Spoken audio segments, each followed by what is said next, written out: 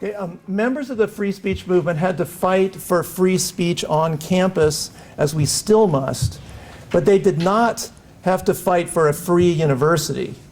They already had one. They succeeded at winning specific free speech protections on campus. The free university they could take for granted. For UC students in 2009 and 2011, free UC was a nostalgic memory, like 78 RPM records and episodes of Marcus Welby, MD. They had to fight to block massive tuition hikes on top of already fairly high tuition. They succeeded not in blocking these hikes, but in raising the political cost of hikes so high that UC and CSU tuition has been frozen for the past several years. The university isn't really that happy about this. They've used tuition hikes to top up revenues for decades now. Faculty aren't really that happy about it either. Some of us oppose high tuition on the grounds that it damages access and the public functions of the university, but most faculty have given up on their senior managers' ability to get correct public funding from the state, and most see high tuition coupled with what's called high financial aid as inevitable, fated, predestined, and necessary to restore UC quality. When you oppose continued tuition increases, students, in particular at this point, you are told that you are being selfish and short-sighted, and that maybe you don't understand the generosity of UC financial aid. You are told that low tuition is a subsidy to the rich. You don't want to subsidize wealthy students, do you? You are told that low tuition hurts the poor because they have to subsidize students with their taxes. And you don't want to hurt the poor, do you? You are told that low tuition is a political non-starter. You don't want to waste your time on lost causes or tilted windmills like Don Quixote, do you? You are told that low tuition would undermine the high financial aid levels that have protected poor students from unaffordable fees and that are now expanding these programs to the middle classes. And you don't want to hurt aid for low-income students, I am sure. You are told that low tuition would undercut improvements in teaching and learning, that educational quality depends on high tuition, and on more non-resident students paying even higher tuition than that. You don't want to lock in limited learning at Berkeley or anywhere else, I'm sure. So it looks like current tuition levels within this paradigm are a bare minimum, and that pretty soon they're going to have to go even higher, as Janet Napolitano was warning, in fact, this morning in the LA Times. And we're realists. We agree that college graduates get the benefits of their degree, so should pay more or most or all of the cost, don't we? But in reality, all 5 of these statements about high tuition are wrong. The right answers point not simply to freezing tuition, which is one cause that UC free speech has been used for, but to rolling tuition back. We can dispense quickly with the first 2 statements that free UC subsidizes the rich by charging them far less than they could afford, and that it is a burden to the poor by forcing them to subsidize students at Berkeley where they can't go. The way to deal with both of these is through progressive taxation at the state level. For a family making between $300,000 and $400,000 a year, for example, there could be a higher ed surcharge of $1,700.18. Someone making $17,000 a year in total would pay an additional $5.13, or nothing if there was a threshold for paying anything. I'll explain these odd numbers in a minute. For now, the main point is that the tax system can equalize burdens for all public institutions according to ability to pay. That's the basic idea of progressive taxation. Okay, the third truthy statement is that low or no tuition is a political non-starter. The truthiness part is that it is a non-starter only for a portion of the political and business classes who have no interest in themselves paying more taxes to lower college costs for the masses of California students. Regent Blum thinks low tuition is a non-starter.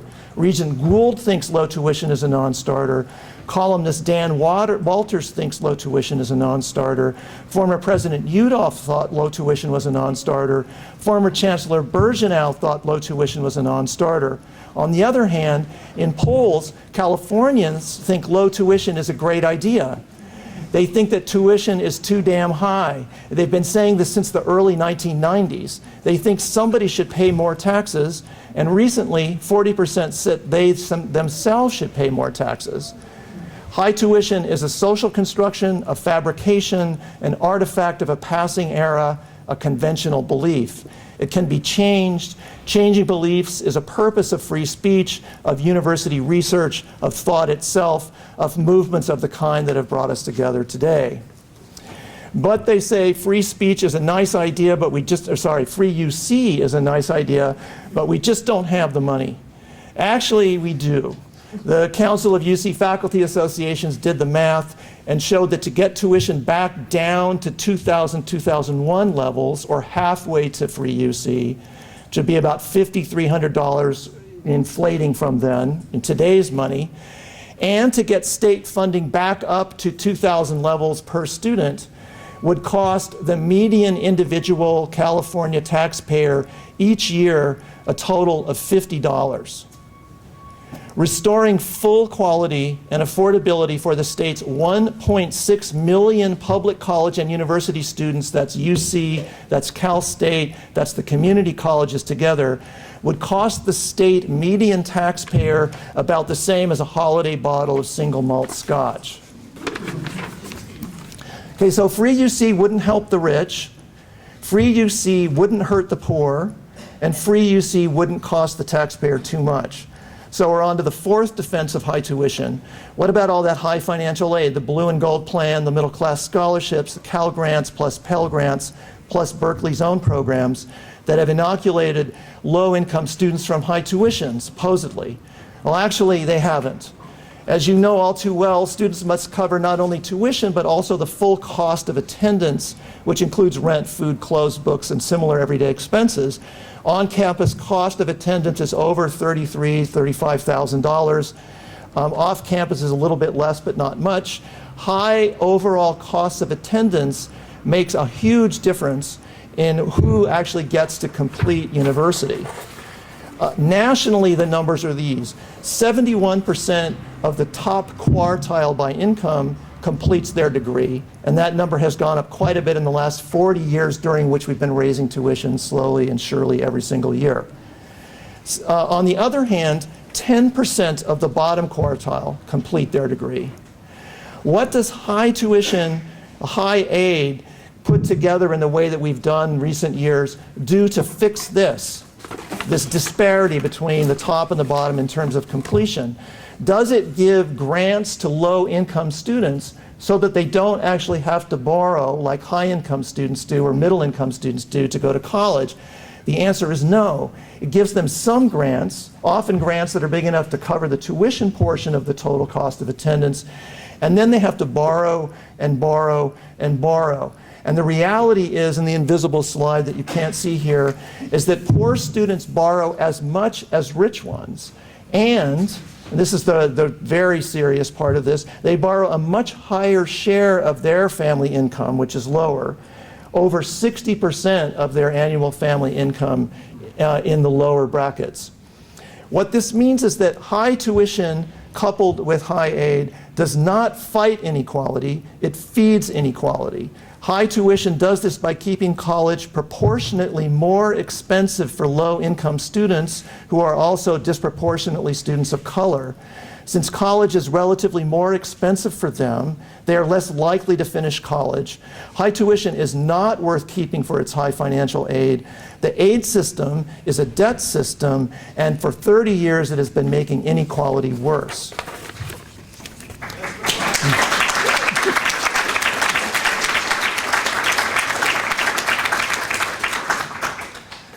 Okay, finally, wouldn't low tuition undercut improvements in teaching and learning? And this is actually a real problem on state, university, and college campuses all over the country. The answer again, however, to this one is no. The university's limited spending on learning is what limits learning. We at this campus, at UC campuses in general, spend less than half of core campus funds on instruction. And according to some folks like Charlie Schwartz that have been working on this for years, it's actually less than that. Instruction is the one thing that public officials clearly understand the value of paying for. But as tuition takes over, politicians have even less incentive to rebuild public funding for this one thing that they really get, or to help UC keep enough places for California students. Other private sources, as they grow, expect their funds to stay with targeted projects. This is true of philanthropy, which is about 99% committed to specific areas. It is true of research funding, which costs the university money to take in and which must be spent always on particular research. University costs go up as the university tries to replace lost public funding with private money, and little of that new private money helps instruction. In the 50 years since Berkeley students fought for free speech, all students have been steadily losing free university. Every financial aid fix has been tried, every bank has devised a student loan program, every scam and for-profit ripoff has been deployed. One result is the world's highest cost of higher education.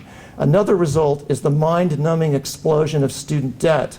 A third is decades of stagnating degree attainment, especially in the lower income levels. We have, in fact, spent most of the last 5 decades privatizing public universities. The results of this experiment are in. Privatization has failed to deliver low costs, or low fees, or low debt, or more degrees for low-income students, or high quality. Privatization in the form of high tuition has undermined the public purposes of public universities.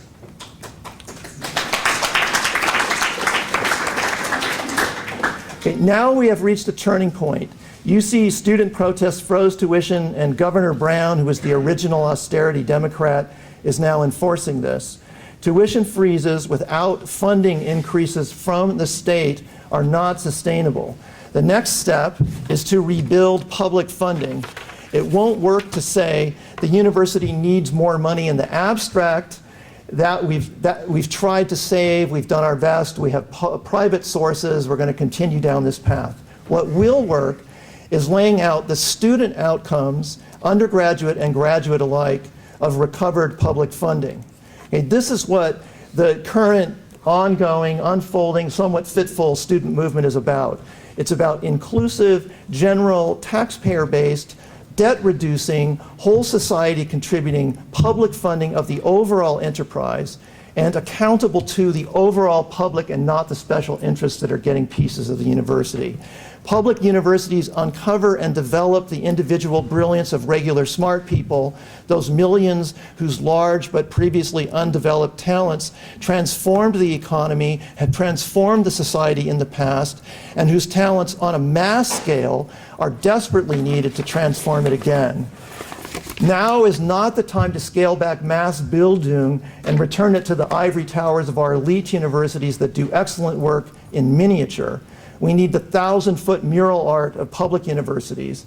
This is going to require getting people to pay taxes for higher education again, an extra $50 to start. The goal should be free public university, free UC, and we should use our free speech to call for that.